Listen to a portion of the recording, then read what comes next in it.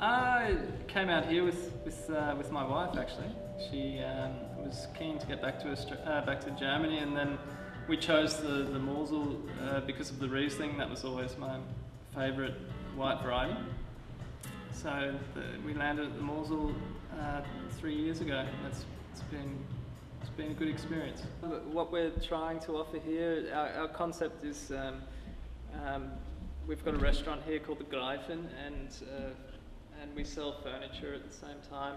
So the wine, the furniture side of things, and the food, we're trying to combine these three aspects, and so that when people come here, they get a sense of what we're about, and they can really relax and just enjoy the products. We try and emphasise the wine with the food a lot, and being an organic winery now, that's important for us to connect the wines that we're producing to what we're serving in the restaurant. And I think the customers had to rethink a lot, start from scratch, change the way I think about making wines, and it's very much old school here. Is that bad, old school? No, it's not bad at all. I think it's quite nice to get away from a more recipe style of winemaking, and just work with the fruit that you're given.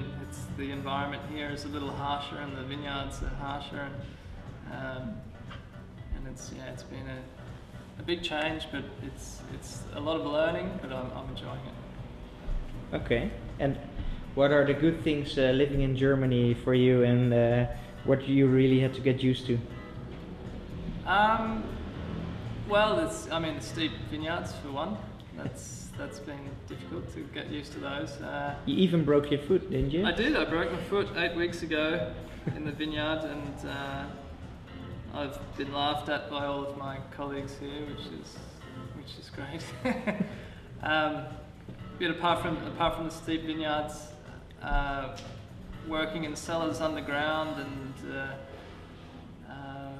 the climate, of course, pruning at -10, and missing the surf? And missing the surf, yeah, I was a surfer. I was the surfer. So yeah, I definitely missed the ocean. But we do some wakeboarding out here on the river, and a touch of snowboarding in the vineyards, which is good fun. You're snowboarding in the vineyards? Yeah, that was new this year. I'd been looking at it since we came in 2008, whether or not it would be possible, and last year we got lots of snow.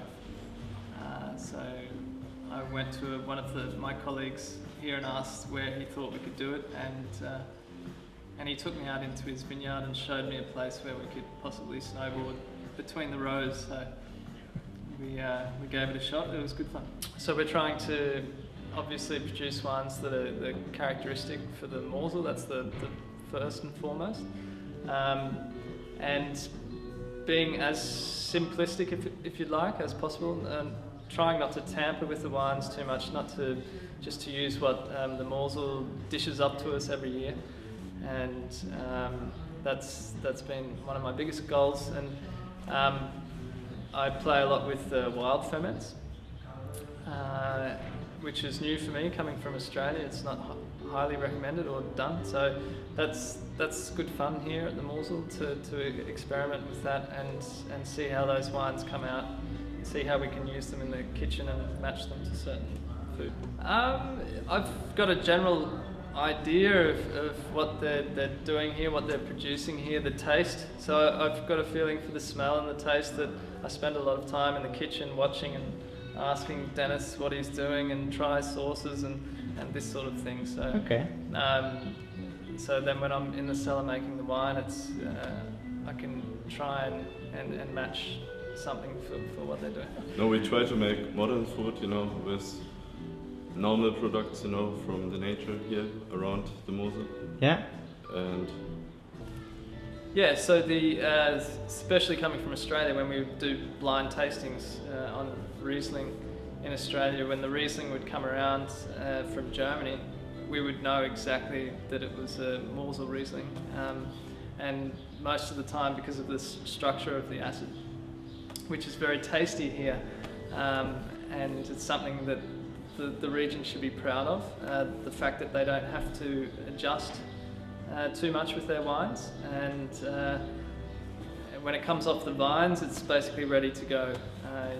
You can make little adjustments here and there, but unlike other regions where you have to make big changes, the grapes that come off here, they're quite good for a winemaker.